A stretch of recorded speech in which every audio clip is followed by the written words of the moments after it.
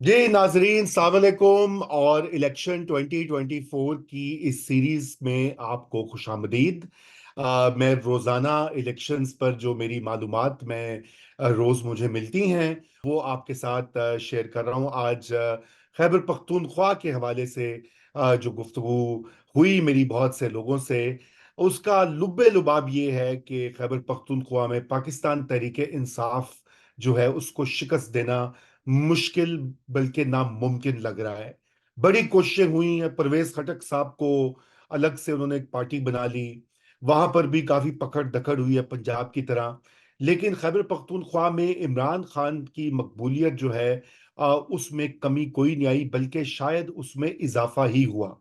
आपने देखा कि कल बाजौड़ में जब कत्ल हुआ रेहान ज़ेब, और अल्लाह उनको मगफिरत दे, उसके बाद भी जो गमो गुस्सा और उसका जो इजहार हुआ, ना सिर्फ सोशल मीडिया पे बल्कि ऑन ग्राउंड भी, वो भी काबिल दीद है। अभी तक पाकिस्तान तहरीक इंसाफ के जो सबसे कामयाब जलसे हैं वो खैबर पख्तूनख्वा में हुए हैं। आप उनका देख लीजिए, जहां पे उनके कैंडिडेट्स इस वक्त जो मुहिम चला रहे हैं, बड़ी जबरदस्त किस्म की मुहिम चल रही है। गर्चे के बल्ले का निशान छनने के बाद उस पार्टी को धचका भी लगा है। और यकीनन वोटर्स में, बहुत से वोटर्स में ये कंफ्यूजन भी होगा कि आजाद उम्मीदवार कौन सा वाला पार्टी का बैक्ट है। लेकिन पाकिस्तान तहरीक इंसाफ की जो टेक्नोलॉजी पे दस्तरस है, मोबाइल टेलीफोन, टिकटॉक और दीगर जो टूल्स हैं, उसके जरिए वो रीच आउट कर रहे हैं अपने सपोर्टर्स को। और लोगों को अब ये पता है कि कौन सा कैंडिडेट जो है वो बैक्ट है इस हल्के में। याद रहे कि ये बल्ले का निशान का जो मसला था, नाजरीन, इसके पीछे भी यही मसला था कि किसी भी सूरत जो है खैबर पख्तूनख्वा में इमरान खान को शिकस्त देना मुश्किल दिखाई दे रहा था। इसलिए शायद ये इस एक्सट्रीम हथकंडे का इस्तेमाल किया गया। लेकिन उसके बावजूद लगता है कि ये भी कामयाब नहीं होगा, क्योंकि इमरान खान साहब की जो पॉपुलैरिटी है खैबर पख्तूनख्वा में, वो कोई आज की नहीं है, कल की नहीं है। वो पूरी एक दहाई से ज्यादा जो उनका उन्होंने एक रिलेशनशिप बना लिया है वहां के लोगों से, खसूसन नौजवानों से। अगर मैं आपको थोड़े आदादो शुमार भी बताऊं तो खैबर पख्तूनख्वा में दो बड़े अहम अवामिल हैं, बल्कि तीन। पहला तो यह है कि वहां पर एक बहुत बड़ी नौजवानों की तादाद, पूरे पाकिस्तान में दो तिहाई जो आबादी है वो नौजवानों पर मुश्तमिल है। लेकिन खैबर पख्तूनख्वा में ये मामला पहले से स्टार्ट हुआ है, और उसकी एक वजह बहुत ज्यादा ये भी थी कि जिस तरह से वहां पर एक हालात रहे सिक्योरिटी के और दीगर मसलों के, वो उसका भी एक इम्पैक्ट था। दूसरा ये कि वहां पर जिसे कहा जाता है एक मिडिल क्लास जो है मार्ज़ वजूद में पिछले 15 से 20 साल में आई है, और वो तेजी से आई है। उसमें एक बहुत बड़ा रोल जो है वो उन लोगों का है जो कि बाहर जाके काम करते हैं, ना सिर्फ मुल्क से बाहर, यूएई और गल्फ के ममालिक में, बल्कि कराची में जैसे आपको पता है कि बहुत बड़ी पख्तून पॉपुलेशन है। और ये मामला जो है, इस मिडिल क्लास का जो फायदा है वो भी पाकिस्तान तहरीक इंसाफ को होता है। और नवाज शरीफ साहब ने आज बड़ा अच्छा जलसा किया स्वात में, और उन्होंने वो ये कह रहे हैं जलसों में कि आप लोग बेवकूफ बन गए हैं। ये बीमारी खैबर पख्तूनख्वा से आई है। पख्तूनों के बारे में और भी नून लीग की तरफ से इस तरह की बातें आई हैं जो कि अच्छा नहीं देखा गया।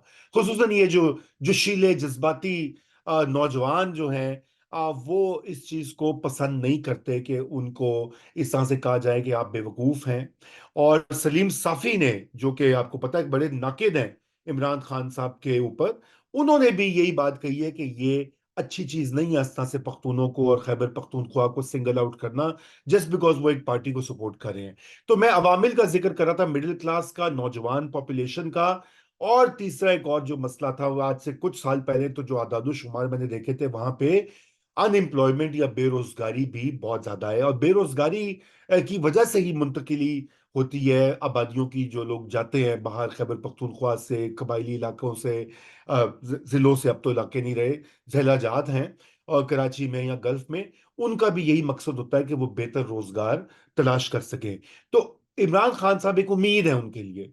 इमरान खान की जो पॉलिटिक्स है, इमरान खान के जो पॉपुलिस्ट नारे और जो वादे हैं, वो ये समझते हैं कि ये बेहतर हमारे लिए डिलीवर کرے گا اور کر سکتا ہے، کیرزما اور ایک ریلیشن شپ بن گیا ہے، اس کو ختم کرنا آسان نہیں ہوگا۔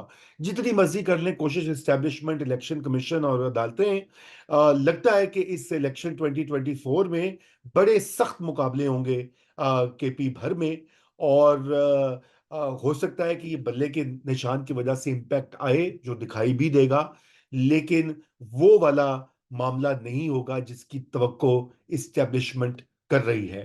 چلتے چلتے میں یہ بھی ذکر کر دوں کہ ہیلتھ کارڈ، جو صحت کارڈ تھا، وہ بھی خیبر پختونخوا سے اسٹارٹ کیا عمران خان کی گورنمنٹ نے۔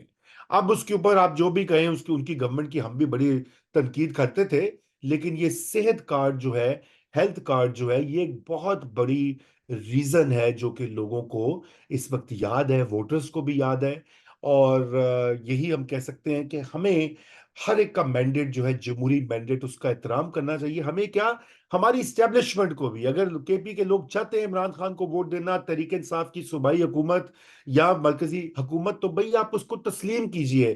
کسی کو زبردستی باہر رکھنا الیکشن سے اور یہ اس طرح کی ہتھ کنڈے استعمال کرنا بالکل غلط ہے۔ اور یہ بھی یاد کر دوں کہ خان صاحب کی کابینہ جو تھی، اس میں بھی کافی تعداد میں پشتون جو ہیں کینڈیڈیٹس تھے، اور اس وقت جو چیئرمین ہے پاکستان تحریک انصاف کے، بیرسٹر گوہر، وہ بھی پختونخوا سے ان کا تعلق ہے۔